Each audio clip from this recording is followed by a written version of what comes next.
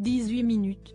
Pour ses premiers vœux aux Français depuis sa réélection en juin 2022, ce samedi 31 décembre, Emmanuel Macron a battu son record de longévité pour cette traditionnelle prise de parole.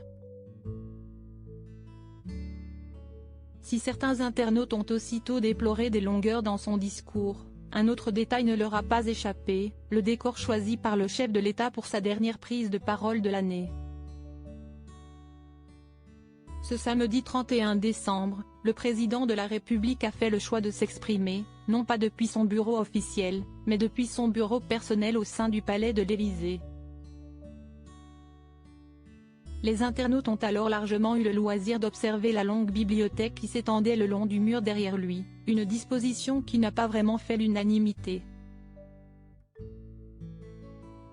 Emmanuel Macron a donc décidé d'enregistrer ses vœux depuis la bibliothèque d'une classe d'école primaire.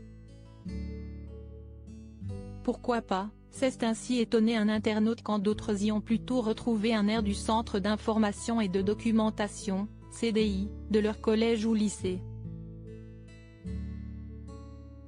Certains se sont amusés de cette ressemblance avec ce lieu incontournable des établissements scolaires au vu de l'ancienne profession de la première dame, Brigitte Macron.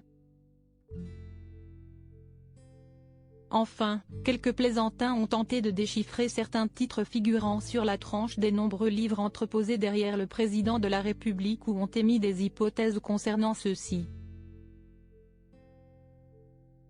Photo, Emmanuel Macron marqué par l'exercice du pouvoir, son évolution physique depuis 2017 en 2020, un hommage à Valéry Giscard d'Estaing. Si le décor choisi par le président de la République pour présenter ses vœux a été autant scruté, ce samedi 31 décembre, c'est peut-être parce que ce dernier a habitué les téléspectateurs à changer de lieu chaque année. En 2019, il avait pris la parole devant une fenêtre donnant sur les jardins de l'Élysée, rappelle le Huffington Post.